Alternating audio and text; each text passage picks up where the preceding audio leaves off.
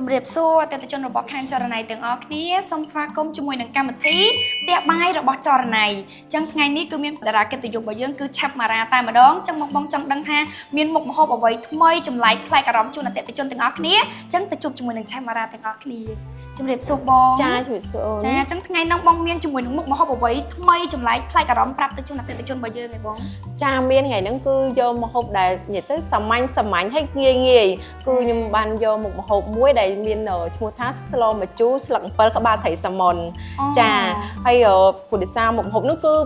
មានចង់និយាយថាសាមញ្ញក៏ប៉ុន្តែវាឆ្ងាញ់សម្រាប់បងខ្មែរយើងចាហើយមួយទៀតគឺវាមានលាយនឹងប្រហុកខ្មែររបស់យើងដែរវ៉ាវពិសេសខ្លាំងមែនតើអតិថិជនទាំងអស់គ្នារងចាំទស្សនាទាំងអស់គ្នាដោយសារតែយើងយកជាមួយនឹងក្បាលត្រីពីប្រទេសណ័រវេមកចម្អិនជាមួយនឹងប្រហុកខ្មែរអញ្ចឹងចង់ដឹងថារបៀបថាស្លម្ជូរកូនកាប់បាត់ម៉េចយើងទៅជួបជាមួយនឹងការចម្អិនរបស់ឆេម៉ារ៉ាទាំងអស់គ្នាជាដំបូងគឺយើងត្រូវមានក្បាលត្រីសាម៉ុនស្រស់ពីហាងចរណៃ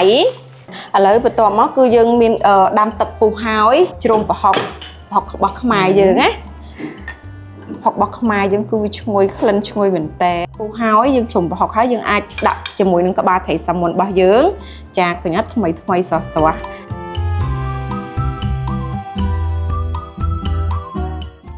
អញ្ចឹងយើងបន្ទាប់ពីដាក់គ្រឿងហើយយើងអាចនឹងមានគ្រឿងផ្សំដើម្បីបន្ថែមជាមួយរសជាតិរបស់យើងមួយទៀតចាជាមួយនឹងប៊ីចេង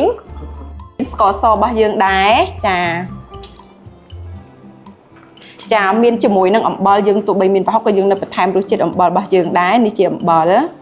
ចាអញ្ចឹងរសជាតិមួយទៀតគឺយើងមានជាមួយនឹងទឹកត្រីទោះបីយ៉ាងណាក៏យើងមានបន្ថែមជាមួយទឹកត្រីរបស់យើងចាតិចនៅក្នុងនឹងដែរ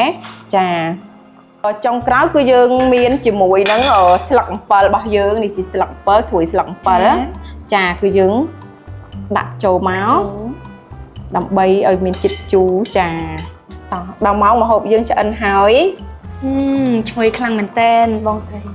តោះឆ្អិនហើយអញ្ចឹងយើងអាចដួសដាក់ចានទៅភ្លក់ទាំងអស់គ្នា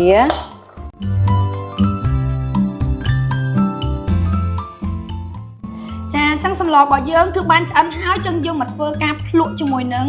ខ្ញុំទាំងពីរអ្នកទាំងអស់គ្នា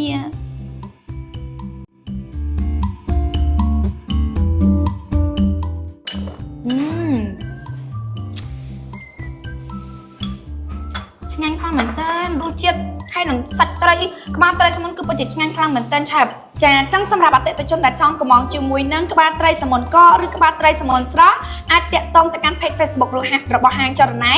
ឬក៏ទៅទិញបានគ្រប់សាខារបស់ហាងចរណៃតែម្ដងហើយក៏មាន free ជាមួយនឹងសេវាកម្មដឹកជញ្ជូនគ្រប់ទីតាំងក្នុងភ្នំពេញទៀតផងអញ្ចឹងពីឆាតជាមួយនឹងខ្ញុំសូមអរគុណសូមជម្រាបលា